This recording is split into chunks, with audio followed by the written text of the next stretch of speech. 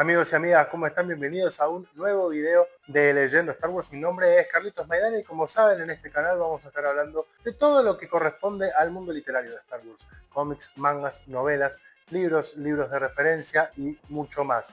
En esta serie de videos vamos a estar hablando específicamente de la Alta República, esta iniciativa que nació hace 5 años y que abarca un montón de novelas, un montón de cómics y que tiene que ver con una historia que nace 350 años de la saga Skywalker, lo que vimos en todas las películas. En el anterior video en este canal estuvimos hablando de Luz de los Jedi, el primer libro de esta iniciativa literaria que inició hace ya casi 5 años y que lo escribió Charles Soule. Como yo le digo siempre, este es mi escritor favorito de Star Wars. Pero hoy vamos a hablar del segundo libro de esta trilogía de novelas correspondiente a la fase 1, que es Tormenta Creciente de Cavan Scott. Como les explicaba en el anterior video, la Alta República se constituye en 3 fases, fase 1, fase 2 y fase 3, cada una de las fases con sus oleadas. Las oleadas podríamos decir que son como temporadas, las fases como trilogías. La trilogía de novelas principales de la fase 1 son Luz de los Jedi, Tormenta Creciente y Estrella Caída, que vamos a hablar mucho más adelante. En un reel que subí hace poquito les mostraba que justamente acá tengo todos los libros que corresponden a la fase 1 de la Alta República.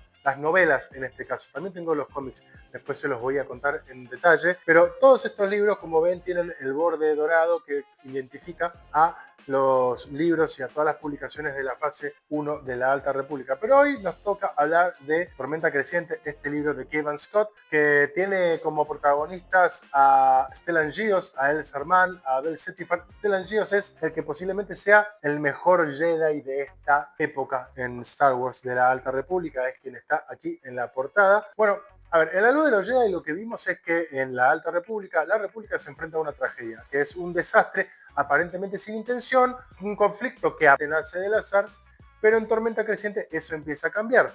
El caos ya no es un accidente, sino que es una decisión, y por supuesto esa decisión la tomó alguien. Este libro va a marcar el momento exacto en el que la Alta República deja de reaccionar ante imprevistos y empieza a ser atacada. Nosotros hablamos que Luz de los Jedi inicia con el gran desastre, un accidente, aparentemente accidente hiperespacial, donde una nave de gran tamaño explota en el hiperespacio y todos los emergentes, las esquirlas, empiezan a caer en lugares del espacio real, en planetas, en cúmulos, en estaciones. Bueno, eso empieza a generar lo que se conoce como gran desastre. Bueno, para esta altura de Tormenta Creciente, muchos en la República sienten que ya lo peor pasó, que todos esos emergentes del desastre hiperespacial se detuvieron y algunas autoridades ya empiezan a creer que la amenaza de los Nihil fue contenida después de haberse anunciado como los motorizadores de este accidente. La canciller Lina Zhou, para esta época tenemos a Lina Zhou como canciller de la República, impulsa un ambicioso proyecto que es la Feria de la República, que se va a dar en Valo, que va a ser una celebración para mostrar todos los avances de la República, cómo avanza esta expansión hiperespacial y que va a celebrar la unidad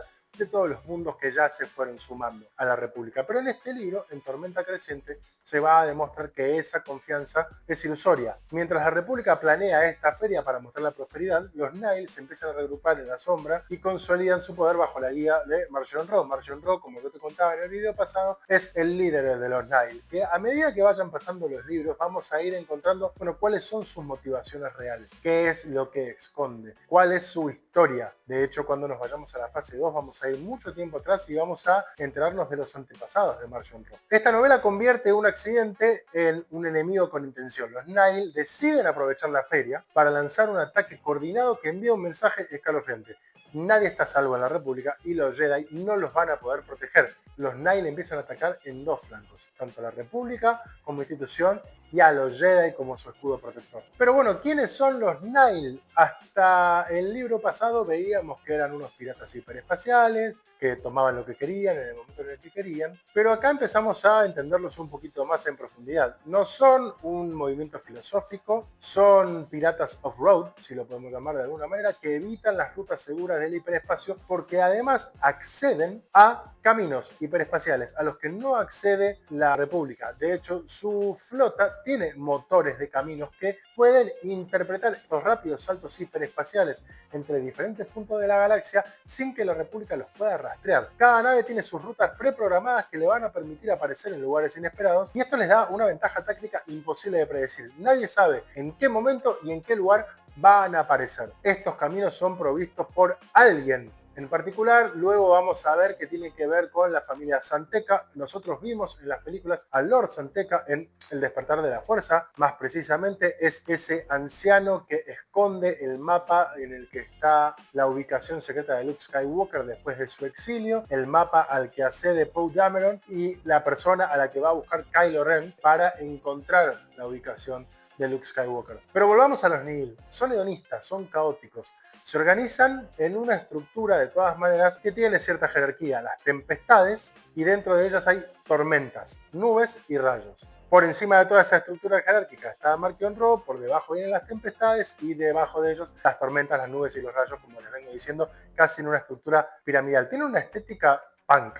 Si ustedes ven las imágenes de los diseños de los Nihil, no siguen ningún patrón más que el propio desorden y usan máscaras de gas que refuerzan su identidad de espíritu tormenta. Esto es porque cada vez que atacan lanzan un gas que inmoviliza y asesina a todas las personas que están en el lugar en el que lanzan este gas, que puede ser el approach a una nave hiperespacial, el approach a una estación o donde fuera que lleguen, y ellos con estas máscaras, bueno, se protegen de inhalar este gas y asesinan a todos los que están a su paso. Tienen una máxima sencilla: lo que queramos cuando lo queramos. No buscan gobernar, buscan libertad absoluta para saquear y festejar, y destruyen lo que no pueden robar.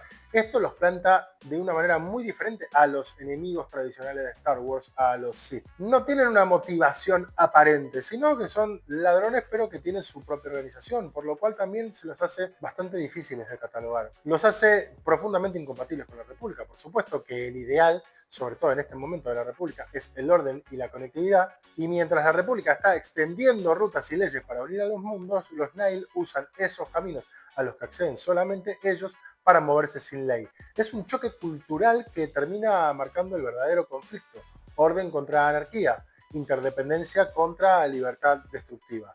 La amenaza de los Nihil finalmente no termina radicando en su poder militar, sino en la forma en la que desestabilizan el sentido de seguridad.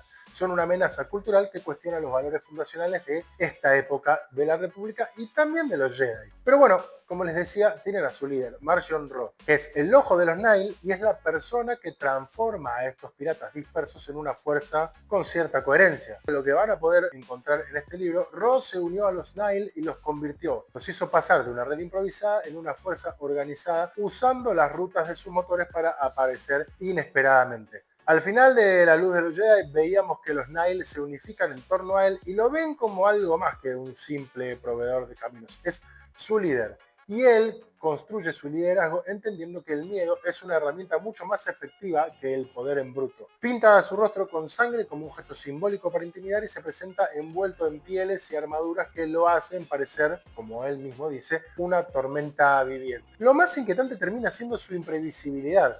Como explica el propio personaje, no tiene un gran plan, tiene un objetivo y los objetivos se pueden alcanzar de muchas maneras. Esta es una filosofía que le permite adaptar su estrategia constantemente. Sabe que la apariencia puede funcionar tan bien como los planes reales y engaña a los Jedi con falsa llamada de socorro, y es capaz de dejar morir a sus propios súbditos, a los Nihil, si eso sirve a su propósito final. No es un usuario de la fuerza, pero en Tormenta Creciente vemos que busca armas antiguas que puedan atemorizar incluso a los Jedi, continuando con su objetivo de destruirlos. Esto es decir, que lo vamos a ver usando sables de luz y algunos otros artefactos que tienen que ver con los Sith, como con los Jedi. Bueno, tiene un liderazgo claro, que es ser el que tiene el control real sobre los caminos, y a partir de ser quien provee los caminos a los Nihil, es el quien les provee sus provisiones, valga la redundancia. Es quien le dice cómo y cuándo hacer un salto hiperespacial que los ponga en un lugar en el que van a poder saquear lo que quieran. Los subordinados le tienen miedo a los Temple Runners, los corredores de tormenta, que son estos líderes de cada una de estas estructuras que yo les digo, las tormentas, porque además saben que él es el que tiene la ventaja. Sin él no van a poder acceder nunca a sus caminos, incluso socavando su autoridad. Hasta este momento lo que vemos es que Marchion Ro no quiere instaurar un nuevo orden, sino que lo que quiere es que no haya orden justamente, y tiene una habilidad para manipular percepciones y usar el miedo como arma que lo convierte en una amenaza, como te decía hace un rato, bastante diferente a los villanos tradicionales de Star Wars. Ahora, ¿por qué los Jedi no pueden entender a los Nihil y no los pueden combatir hasta este momento? Porque estamos hablando de Jedi que para este momento de la República son Jedi mayoritariamente formados para restaurar el equilibrio y mediar en conflictos buenos, pero no son Jedi como los que vimos en las películas de las precuelas, por ejemplo, que son Jedi que si bien están más o menos en esa misma situación, vienen acarreando últimos años de conflictos y ya finalmente para la época del ataque de los clones se convierten en soldados y en generales. Los Jedi están acostumbrados a oponentes con unas motivaciones mucho más claras, ambición, codicia o dominio del lado oscuro, por más que para esta altura tenemos alrededor de 800 años sin presencia de Sith. Los Nihil, en cambio, no tienen un objetivo político ni filosófico. Su meta es vivir sin reglas y aprovechar cualquier oportunidad para empezar a sembrar el caos. Esto los hace, imprevisibles. Y esta ausencia de patrones hace que, al ser imprevisibles los Jedi no se puedan anticipar. Cada vez que intentan contener una amenaza, los Nihil cambian de estrategia, saltan por rutas hiperespaciales que nadie más conoce y eso los hace completamente intraqueables. La República cree que puede mantener el orden a través de su red de rutas y leyes y con el apoyo de los Jedi, pero lo que los Nihil nos están mostrando es que el universo puede ser explotado incluso desde sus bordes. Para mí lo más interesante de este libro es que también subraya un reto moral. Los Jedi deben proteger sus vidas y las vidas de las personas de la Alta República sin caer en la brutalidad ni en la venganza, que es algo que vemos a lo largo de Star Wars, pero que muchas veces es un límite mucho más borroso. La Feria de Valo, que es el evento principal de este libro, es un evento civil donde se celebra la unidad, pero al convertir este escenario en un campo de batalla, los Nihil obligan a los Jedi a elegir entre preservar su código o empezar a actuar justamente como lo que no están preparados para hacer, que es como soldados. No es que los Jedi solamente no sepan cómo combatir a los Nihil, sino que el propio concepto de la orden, con equilibrio, con control y con prevención, se pone en duda cuando se enfrentan a un enemigo que se alimenta del desorden. Lo que este libro rompe, La tormenta creciente, es que no se limita a narrar una gran batalla, empieza a destruir certezas, rompe la idea de que la República controla la galaxia, el ataque a la feria lo demuestra que cualquier sistema puede ser vulnerable, rompe la idea de que los Jedi siempre llegan a tiempo, la rapidez y brutalidad del asalto de los Nihil exhiben que los Jedi de la Orden tienen bastantes limitaciones, de hecho, y rompe las nociones de que el bien organizado siempre va a vencer al mal desorganizado. De hecho, aquí triunfa ese mal desorganizado. A nivel narrativo, el libro también profundiza en los personajes. A diferencia de La luz de los Jedi, que presentaba un amplio panorama, esta novela se centra mucho más en los dilemas morales que tienen estos personajes a los que yo te hacía referencia, como Stellan Gios, El Sarman y Bel Zettifar. Sobre todo Stellan Gios, que lo tenemos como el Jedi inmaculado y que empieza a tener muchas dudas sobre su capacidad de respuesta y sobre lo que puede hacer ante este enemigo que lo desconcierta constantemente. Esto nos va a permitir explorar sus dudas, sus miedos,